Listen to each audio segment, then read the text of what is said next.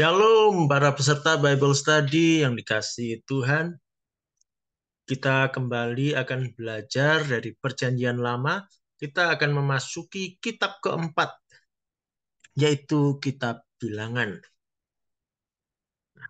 Kitab Bilangan ini menceritakan bagaimana bangsa Israel berjalan melalui padang gurun dari Gunung Sinai menuju tanah Kanaan. Di bagian pertama dari pembelajaran kita, dari kitab ini, kita akan melihat yang pertama sekilas pandang tentang kitab Bilangan, ya, latar belakangnya bagaimana, isinya, garis besarnya bagaimana. Kemudian kita akan melihat tentang suku-suku Israel. Kemudian kita melihat bagaimana Allah membentuk formasi pasukan Israel. Pasukan, bukan sekedar sekumpulan orang yang berjalan, bukan sekedar satu bangsa yang berjalan, tapi sebuah pasukan. Mengapa demikian? Nah, kita akan perhatikan nanti. Pembelajaran kita hari ini akan menjadi dasar pemikiran untuk kita melihat uh, selanjutnya dari isi kitab ini. Ya. Jadi ini bagian pendahuluan. Oke, yang pertama sekilas pandang kitab Bilangan. Kita akan lihat terlebih dulu latar belakangnya. Kitab Bilangan ini menceritakan riwayat perjalanan dari Gunung Sinai ke Kanaan. Ini dimulai pada tahun kedua setelah keluar dari Mesir. Ya. Diawali dengan perayaan Paskah pada bulan pertama tahun itu, yang dicatat di pasal 9. Nah, ini saya juga kurang jelas mengapa, tetapi perayaan Paskahnya di bulan pertama itu dicatatnya di pasal 9, bukan di pasal 1, ya. Di pasal 1 justru yang dicatat adalah tentang sensus pasukan Israel yang dilakukan sebetulnya pada bulan kedua.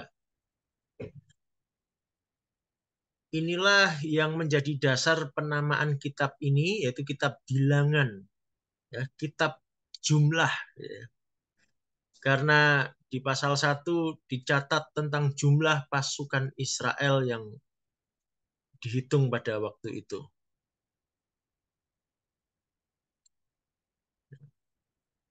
Kitab Bilangan ini bisa dibagi menjadi 3 bagian. Yang pertama adalah tentang persiapan di Gunung Sinai. Ya, bagaimana mereka mulai menata barisannya, menata formasinya sebelum mereka berjalan, dan juga Tuhan memberikan beberapa peraturan, beberapa ketentuan, ya. Kemudian bagaimana mereka berjalan melalui padang gurun. Nah, ini penuh dengan drama, ya. Penuh dengan keributan karena orang Israel ternyata suka ribut, ya. Kemudian hingga akhirnya pada bagian ketiga mereka sampai di wilayah yang namanya Moab, itu di sebelah timur Sungai Yordan. Nah, mereka bersiap-siap memasuki tanah Kanaan. Sekarang kita melihat terlebih dulu tentang suku-suku Israel. Kalau kita baca di kitab Kejadian, Keluaran, ya, terus lalu kitab Bilangan, ada kalanya kita jadi bingung dengan nama-nama suku-suku Israel dan jumlahnya. Secara umum kita kenal suku-suku Israel jumlahnya berapa? 12. Suku-suku Israel itu berasal dari mana? Dari keturunan Yakub. Oke, sekarang kita lihat dulu. Sekarang di kitab Bilangan, nanti kalau dihitung-hitung kok jadinya lebih dari 12, ya. Nah, saya jelaskan. Ini 12 anak Yakub, ya. Mulai dari Ruben, Simeon, Lewi, Yehuda, Dan, Naftali, Gad, Asher, Isakar, Sebulon, Yusuf, lalu terakhir Benyamin. Nah, ini 12 anak Yakub. Dari 12 anak Yakub ini, ya, dengan keturunannya, ternyata ada satu yang dikhususkan untuk Allah. Oleh Allah dipisahkan, yaitu suku Lewi. Suku Lewi tidak terhitung di antara anak-anak Yakub karena diambil alih oleh Allah. Dikeluarkan. Lalu ada lagi yang berbeda yaitu tentang Yusuf. Kalau kita baca di kitab Bilangan, tidak ada disebutkan suku Yusuf. Tetapi yang ada adalah suku Efraim dan Manasye. Nah, Efraim dan Manasye ini adalah anak-anak dari Yakub. Maaf, anak-anak dari Yusuf. Ya. Kalau saudara ingat di kitab Kejadian, ada peristiwa Ruben melakukan kesalahan. Ya, dia mencemari istri dari ayahnya, Yakub. Maka Ruben kehilangan hak kesulungannya. Anak sulung biasanya akan mendapatkan warisan 2 bagian. Lebih banyak daripada anak-anak yang lain. Tetapi karena Ruben melakukan kesalahan besar itu, maka haknya diberikan kepada Yusuf. Karena itu Yusuf mendapat 2 bagian yang diwakili oleh kedua anaknya. Nah, jadi 12 suku Israel itu ada Ruben, Simeon, Yehuda, Dan, Naftali, Gad, Asher, Isakar, Zebulon, Efraim, Manasye, lalu terakhir Benyamin. Lewi tidak dihitung di dalam 12 suku Israel. Karena Lewi adalah khusus milik Allah. Sekarang kita lihat bagaimana Allah menata formasi perkemahan orang Israel karena mereka harus melalui perjalanan panjang di padang gurun. Mereka tidak mungkin membangun rumah, mereka menggunakan tenda, dan perlu ditata formasinya. Bayangkan bangsa sedemikian besar berjalan di padang gurun, kalau tidak ditata, pasti kacau balau. Demikian Allah menata perkemahan Israel. Nah, kalau digambarkan seperti ini, coba kita lihat lebih dekat supaya jelas. Yang pertama ada tabernakel di tengah. Tabernakel atau kemah suci atau kemah pertemuan. Ini adalah pusatnya karena tabernakel adalah tempat di mana Allah hadir. Allah menyatakan dirinya. Allah menjumpai umatnya lewat tabernakel ini. Maka ini adalah pusat.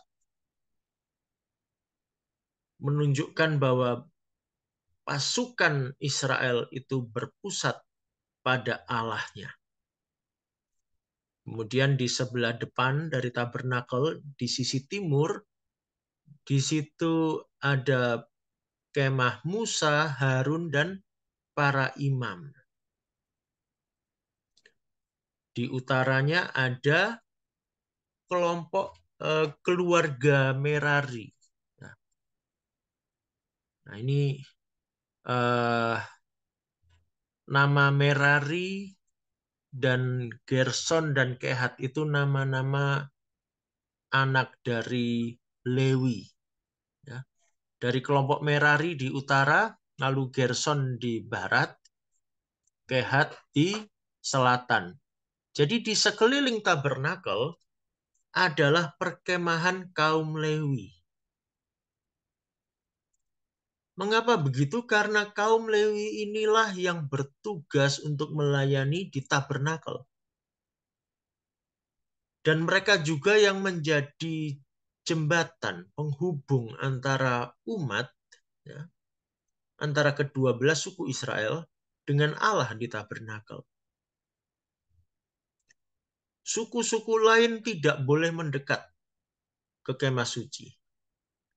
Kalau suku lain mendekat, mereka akan mati.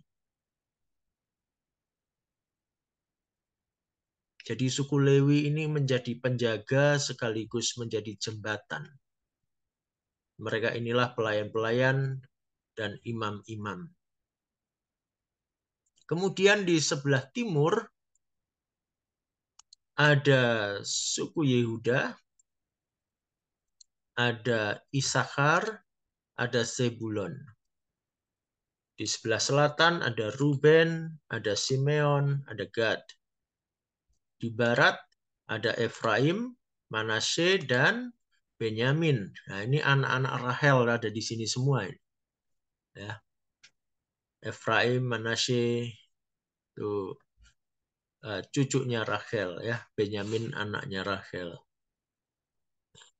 Lalu ada di utara ada Dan, ada Asher, ada Naftali.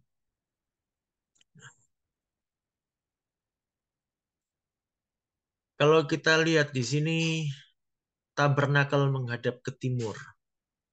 Musa, Harun, dan para imam, ini para pemimpin, ada di sebelah timur, di depan. Kok sisi depannya timur, bukan utara? Nah, ya. Pada zaman itu mereka memandang sisi depan itu adalah timur, karena itu adalah sisi di mana ketika pagi hari mereka memandang matahari yang terbit di sisi timur.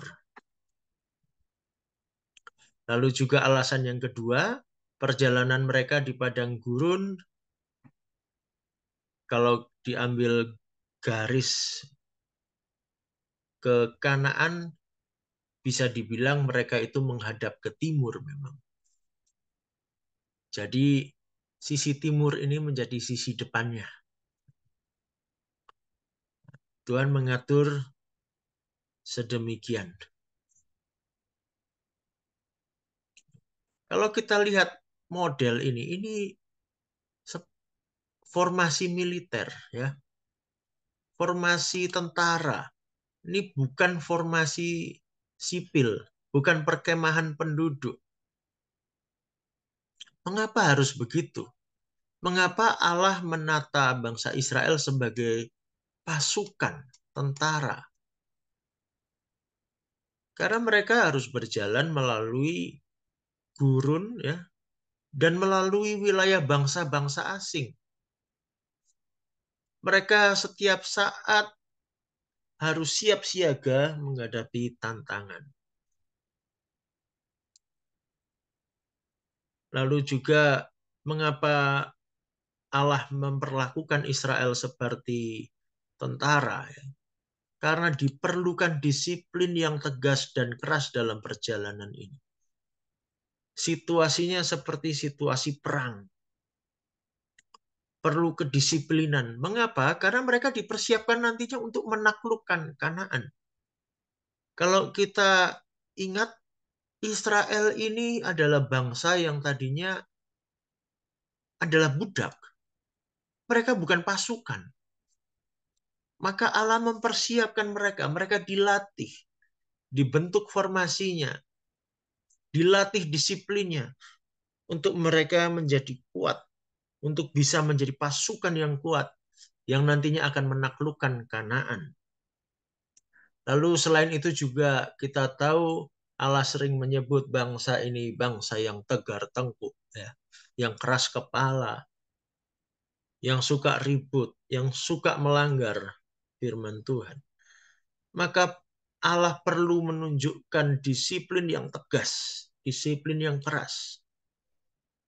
Kalau tidak, berantakan bangsa ini. Nah, di sini kita lihat nanti, ya, dalam pembelajaran berikutnya, kalau kita baca terus kita bilangan, wah, sepertinya seram sekali. mengeluh mati, protes sakit kusta, demo mati ditelan bumi. Wah, rasanya kejam sekali Allah kita. Tetapi itu semua memang diperlukan dalam situasi bangsa itu di saat itu. Tentu berbeda dengan zaman sekarang. Ketika nantinya mereka memasuki tanah Kanaan, mereka sudah menduduki Kanaan, tentu kehidupan mereka bukan lagi kehidupan militer seperti ini. Jadi Allah menata juga sesuai dengan keadaan dan keperluan saat itu. Yang terakhir hari ini kita bahas tentang kekhususan Lewi. Nah, dalam formasi ini tadi kita melihat suku Lewi dikhususkan ada di tengah, di sekeliling tabernakel. Nah, kalau saudara baca bilangan 3 sampai 4, di situ dijelaskan bagaimana memang suku Lewi ini diminta oleh Allah untuk dikhususkan bagi pekerjaan di tabernakel, untuk merawat perlengkapan-perlengkapan ibadah, lalu juga untuk membongkar dan memasang kembali kemah suci itu dalam perjalanan. Mereka yang harus mengangkutnya, dan semuanya harus dikerjakan dengan tata tertib yang sangat detail, sangat keras, harus dipatuhi. Kalau salah bisa-bisa mati. Jadi tanggung jawab orang Lewi ini cukup berat. Dan hanya suku Lewi yang boleh berada dekat dengan tabernakel. Karena itu suku Lewi ini menjadi apa ya? Ya, menjaga jarak antara tabernakel dengan suku-suku yang lain. Kemudian yang menarik, suku Lewi itu menjadi penebus bagi anak-anak sulung suku-suku Israel yang lain. Kita sudah pernah belajar ya bahwa anak sulung itu adalah miliknya Allah. Maka setiap anak sulung yang lahir harus ditebus dengan persembahan berupa hewan. Ya. Tetapi ternyata Tuhan menambahkan suku Lewi ini menjadi penebus dari anak-anak sulung suku-suku Israel. Jadi suku Lewi inilah yang menggantikan anak-anak sulung suku-suku Israel yang lain untuk melayani di hadirat Tuhan. Lalu yang terakhir, suku Lewi tidak mendapat bagian tanah pusaka di Kanaan. Nah ini kelihatannya kok nggak enak ya. Suku yang lain dapat tanah pusaka di Kanaan. Ketika mereka masuk, semua dapat bagian. Suku Lewi tidak dapat bagian. Karena apa? Karena mereka milik Allah. Nah, kalau kita perhatikan apakah Tuhan itu kejam terhadap suku Lewi? Mari kita baca satu ayat. Menarik sekali ini. Bilangan 18 ayat 20. Tuhan berfirman kepada Harun. Ya, Harun adalah imam besar. Dia mewakili suku Lewi. Di negeri mereka engkau tidak akan mendapat milik pusaka dan tidak akan beroleh bagian di tengah-tengah mereka. Karena apa? Tuhan berkata begini, akulah bagianmu dan milik pusakamu di tengah-tengah orang Israel. Nah, ini saya lihat sebagai sesuatu yang luar biasa.